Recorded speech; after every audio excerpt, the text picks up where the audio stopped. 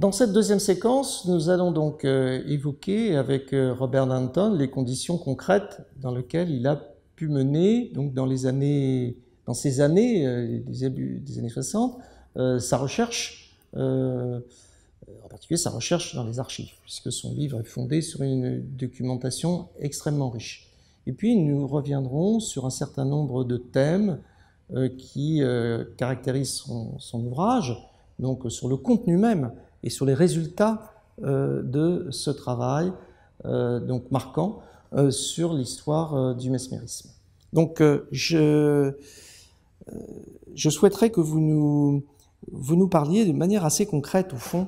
Vous l'avez évoqué tout à l'heure, dans la première séquence, vos déplacements en scooter en France.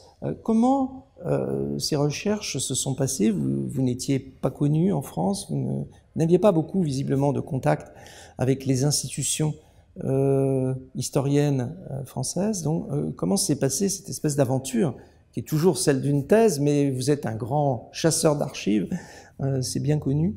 Donc voilà, si vous pouvez nous évoquer cette histoire, eh bien, cette aventure. Comme je vous ai expliqué, au début, je ne connaissais personne.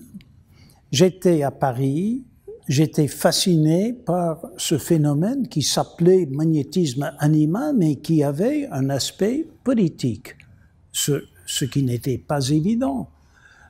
Et certains des mesmériens représentaient cet aspect, d'autres pas du tout. Donc le phénomène lui-même est parfaitement apolitique et plus tard, ça va se développer avec Puisségur, le hypnotisme et d'autres loges de l'harmonie qui n'avaient rien à faire avec la politique. Je m'intéressais donc à un petit groupe de mesmériens, mais les plus importants, notamment Nicolas Bergas, Kornmann, le banquier, Duval-Despréménil, un frondeur au Parlement de Paris, et même Lafayette et d'autres.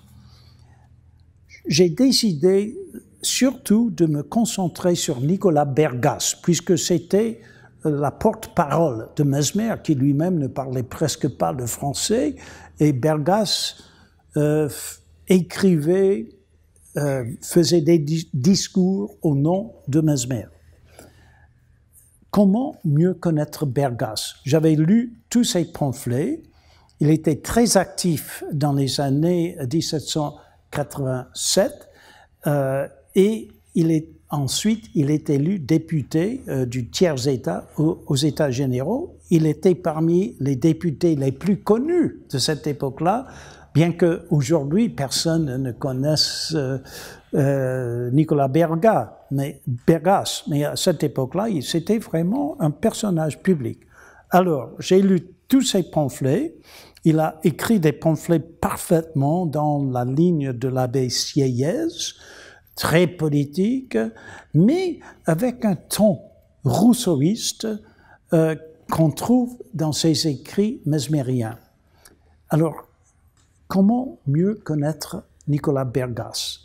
J'ai consulté le Bottin et j'ai trouvé à peu près 6 Bergas dans le Bottin de cette époque-là, et je leur ai écrit une lettre simplement en disant « Je suis un jeune chercheur américain qui s'intéresse à Nicolas Bergas. Est-ce que, par hasard, c'était un de vos ancêtres? Je les envoie dans la poste. » Curieusement, ils ont tous répondu. Ils étaient tous des membres de la famille Bergas.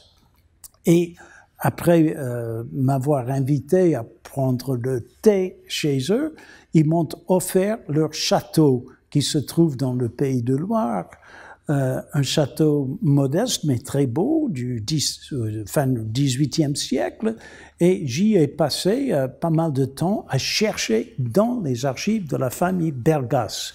J'ai trouvé par exemple le texte d'un discours mesmérien qu'il a prononcé dans la Société d'harmonie universelle et plusieurs écrits mesmériens, etc. Donc j'ai pu reconstruire, pour ainsi dire, la carrière, l'idéologie de Nicolas Bergas. Et ça, c'était un des chemins que j'ai suivis pour mieux saisir l'aspect politique du mesmérisme.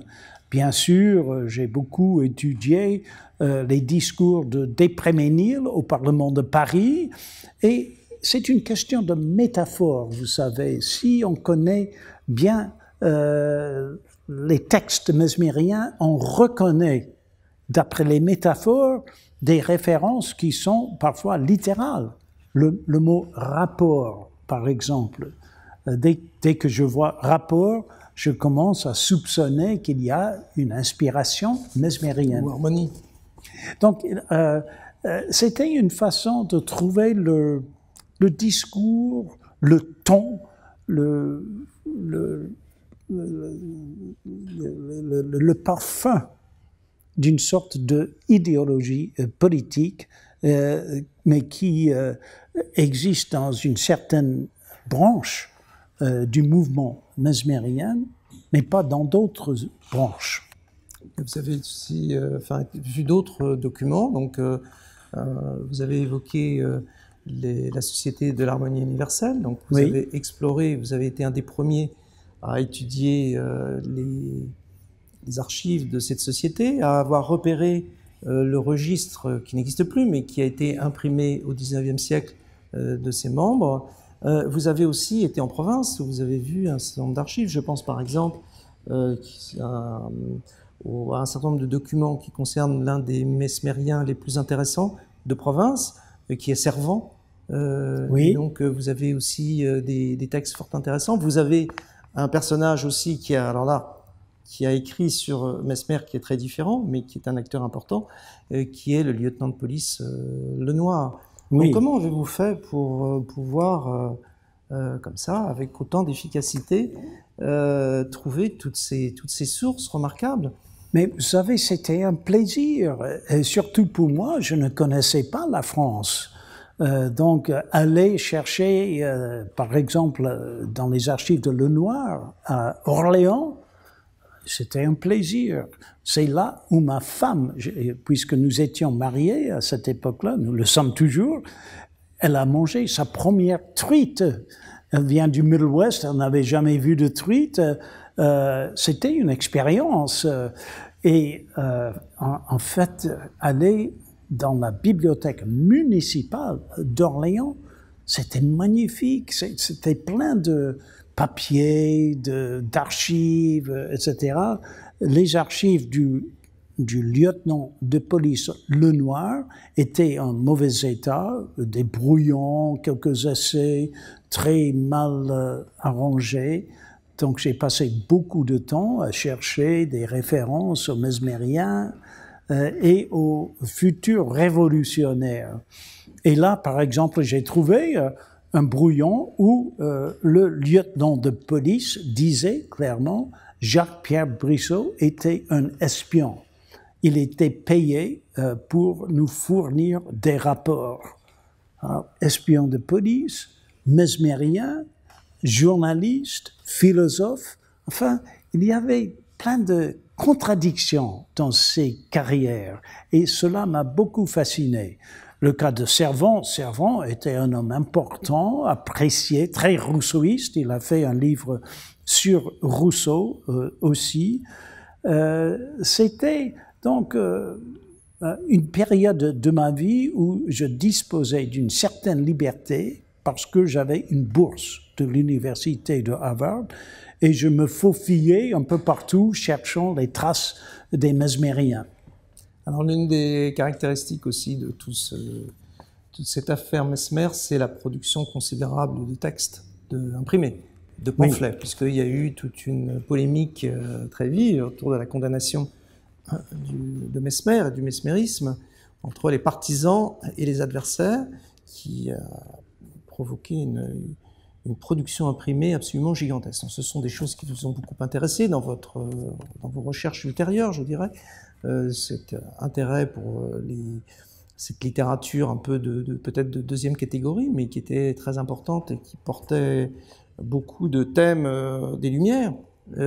Donc vous avez beaucoup lu aussi, quand on lit votre ouvrage, quand on voit dans les notes, les citations, etc., vous avez une connaissance tout à fait remarquable de cette production imprimée. Est-ce que vous pouvez dire comment vous avez pu, si vous vous en souvenez, finalement, si pour vous ça a été difficile? Maintenant c'est facile parce que on dispose de l'Internet, on dispose de Google, on dispose de tout. Donc on a tous ces textes extrêmement facilement, mais évidemment c'était pas le cas dans les années 1960. Non. Donc comment procédiez-vous? Eh bien,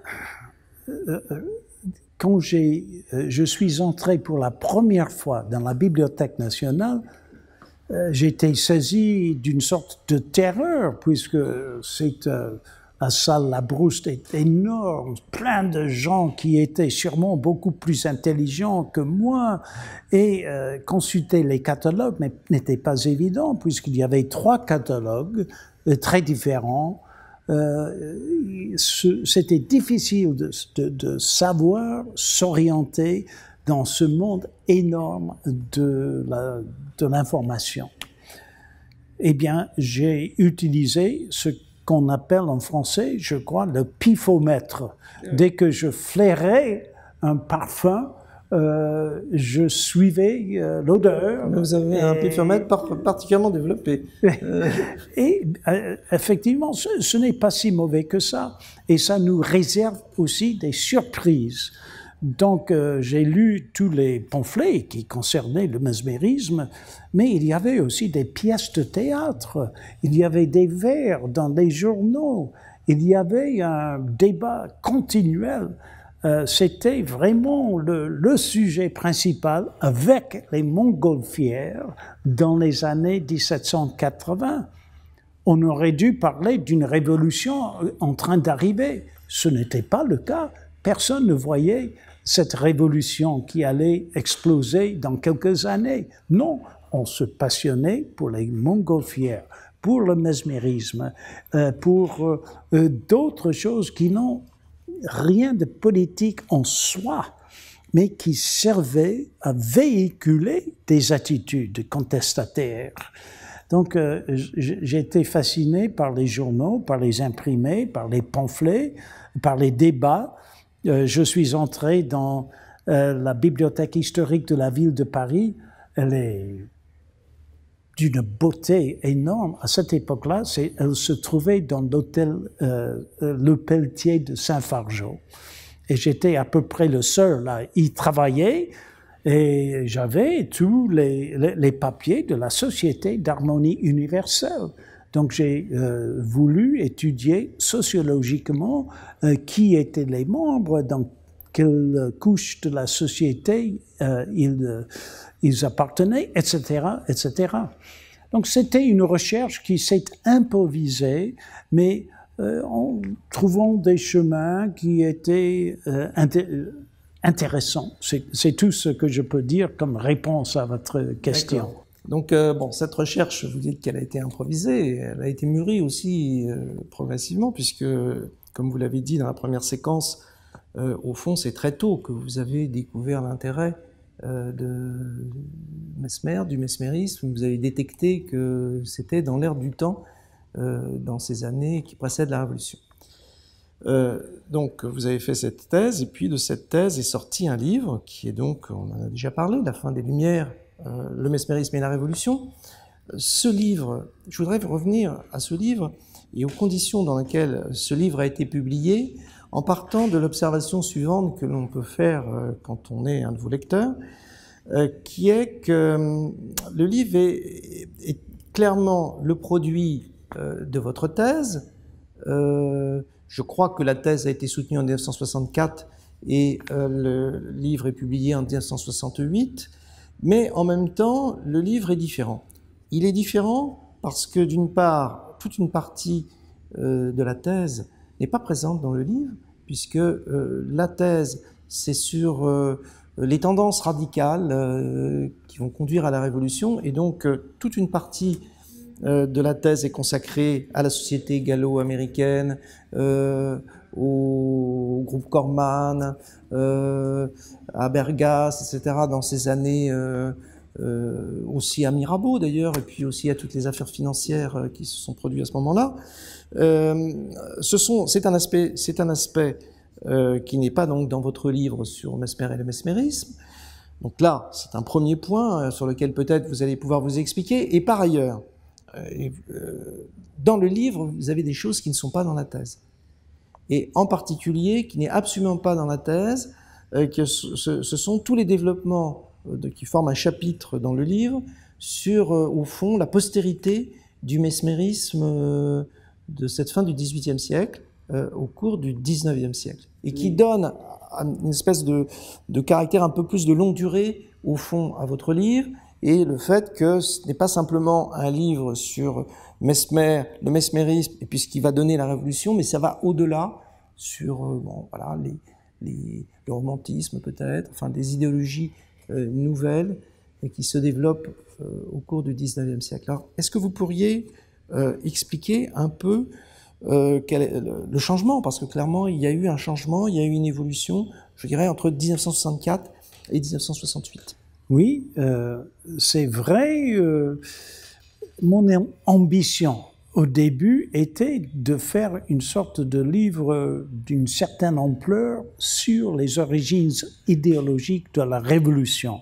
Je me passionnais pour l'étude de la communication, de la circulation des idées, de la formation de l'opinion publique. Et ça, c'était le vrai sujet de la thèse, mais la thèse ne les avait pas développés suffisamment. Que faire? Alors, j'ai décidé que le mesmérisme en soi est un sujet un peu à part, un sujet passionnant qui méritait d'être étudié tout seul, mais par rapport avec ces autres tendances. J'ai donc laissé de côté beaucoup d'aspects de ma thèse doctorale. J'ai lu, je crois, tous les pamphlets qui ont été publiés entre début 1787 et août 88 pour reconstruire l'ensemble des débats politiques. Et cela ne paraît pas dans le livre sur le mesmérisme. Je pensais éventuellement en faire un livre, ce que je n'ai pas encore fait, peut-être un beau jour. Ça mériterait, je pense que ça mériterait, parce que c'est une partie de votre travail qui est aussi absolument passionnant et oui, très essentiel. Je crois que c'est très important, mais le mesmérisme, c'est un sujet en soi. Ayant décidé donc de l'étudier, mais de faire un livre pas trop long, un livre plein d'idées, mais qui passe vite. J'ai décidé aussi de l'étendre jusque dans le 19e siècle et de tracer le passage du mesmérisme, ainsi, si je peux l'appeler ainsi, classique, à un autre mesmérisme du 19e siècle et finalement à Charcot et Freud. Bon, je l'ai fait très vite, mais le chemin m'était assez clair. Et alors, j'ai passé beaucoup de temps à lire les ouvrages des grands romantiques. Et comme j'ai dit, en étudiant les métaphores, etc., je voyais clairement que Victor Hugo, Balzac, bien d'autres grands écrivains étaient inspirés de mesmérisme. Dans le cas de Balzac et d'Hugo, c'est clair, ils l'ont dit, mais ça va très loin dans leurs écrits, pourtant mélangés avec d'autres courants. Il y avait une sorte d'ensemble de courants pseudo-scientifiques qui traversent leurs ouvrages. Et on ne peut pas très bien distinguer le swedenborgisme du mesmérisme dans le cas de Balzac, par exemple. il y avait donc une transformation d'une sorte de science médicale rationnelle. Mesmer croyait déchiffrer la nature et ses disciples, eux aussi, utilisaient la raison comme leur forme de comprendre le monde. Mais plus tard, surtout avec l'hypnotisme et ce sentiment de, comment dirais-je, de libérer les passions, quand il y avait des convulsions autour du baquet de Mesmer, la salle des crises où les bonnes femmes criaient, hurlaient, étaient saisies d'émotions, etc. Et c'était comme une sorte de libération des passions. Et cet aspect passion fascinait des écrivains comme Victor Hugo et les autres. Donc j'y voyais une sorte d'évolution d'un système qui se voulait être scientifique en utilisant la raison pure à un autre système où la raison n'était pas exclue, puisque la théorie de Mesmer devait donner accès au fort intérieur, mais c'était un intérieur de passion. Et la découverte des passions, après le siècle de Voltaire, le Voltaire sec et acerbe, est un autre phénomène.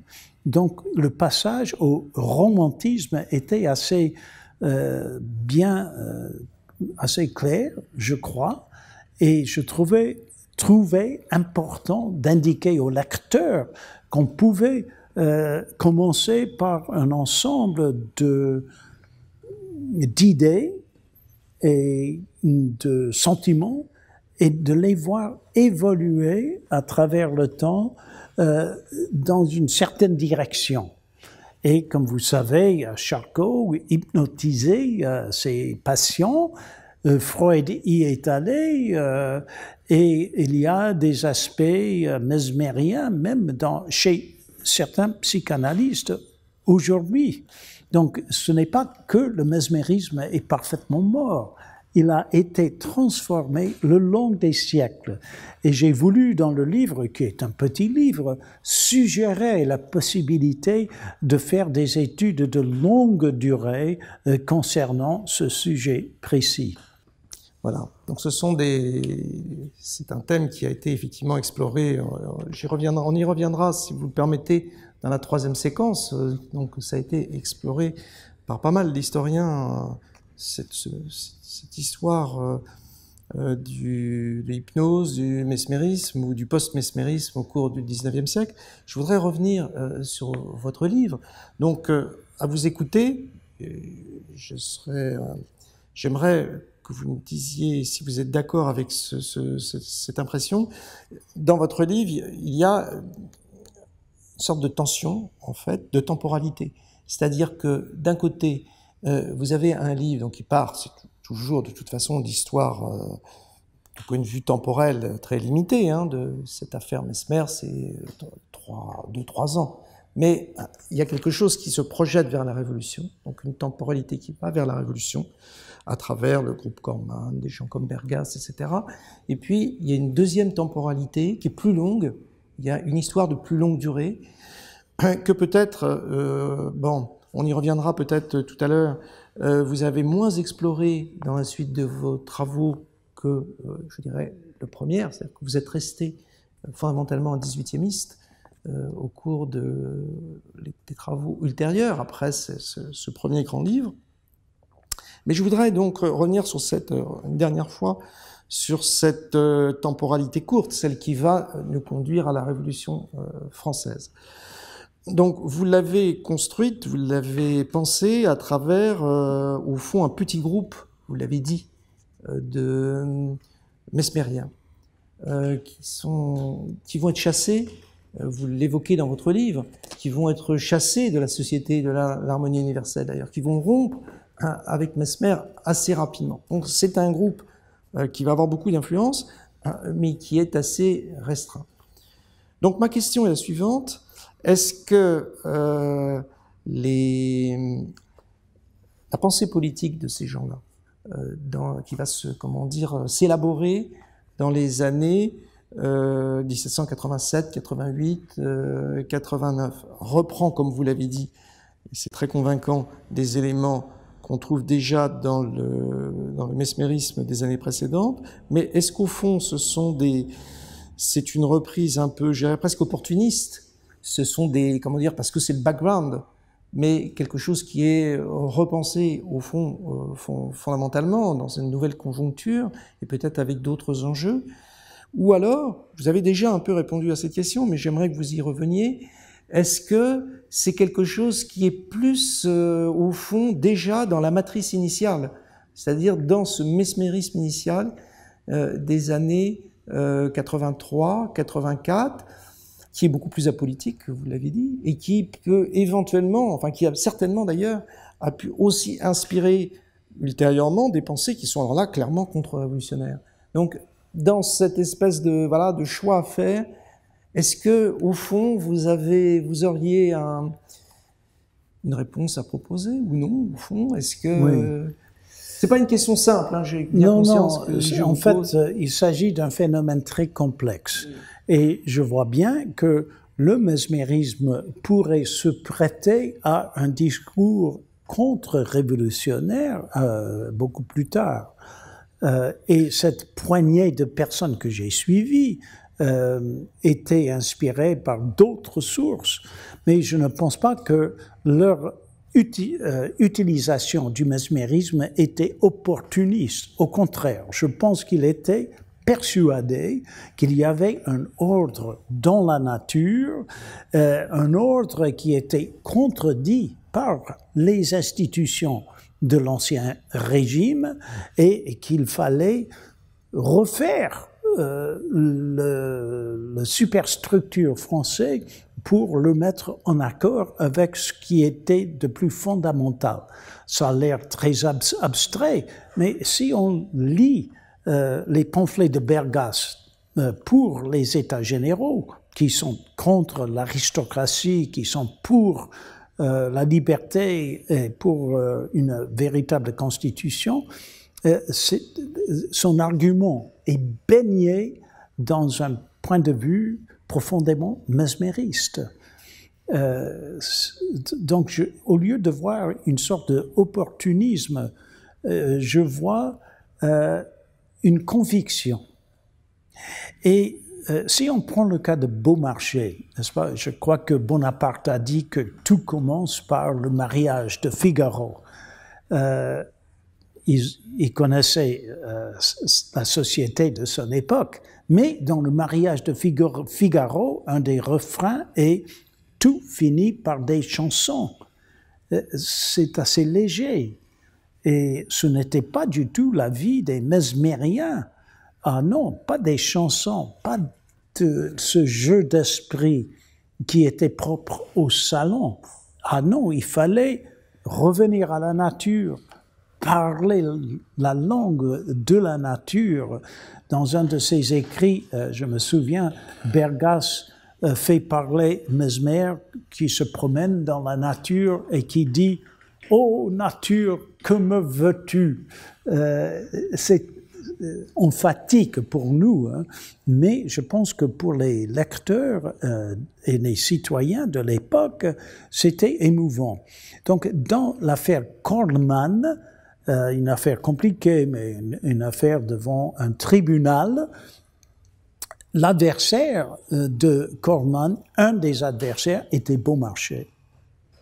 Et Beaumarchais, qui avait vaincu le Goesemann dans une autre affaire au début des années 70, a complètement perdu dans le cas de l'affaire Kornmann. C'est clair, d'après tous les journaux, toutes les lettres, etc. de l'époque, on voyait Beaumarchais comme quelqu'un qui maniait le ridicule, mais nous voulons du sentiment. C'est l'indignation morale qui émouvait les gens. Et cette rhétorique était complètement opposée à celle de Beaumarchais. C'était la rhétorique de Mirabeau, qui était liée avec ces gens-là aussi. Il n'était pas mesmériste, mais Brissot travaillait pour Mirabeau. Étienne Clavière, qui sera le ministre des Finances des Girondins, était très lié avec tout ce monde-là. Donc, j'y vois un courant sentimental, passionné, qui, je ne dis pas utiliser le mesmérisme, mais qui, comment dirais-je, qui était si baigné dans le mesmérisme qu'il en tirait sa force. Merci Robert Danton. Donc je crois que là votre réponse a été parfaitement claire. Donc nous allons faire donc une troisième séquence dans laquelle nous reviendrons sur le mesmérisme, mais à partir donc de ce qu'a fait Robert Danton depuis beaucoup de choses, et donc depuis aujourd'hui comment il voit à partir de toute l'œuvre qu'il a pu produire depuis ces travaux maintenant anciens sur le mesmérisme. Merci.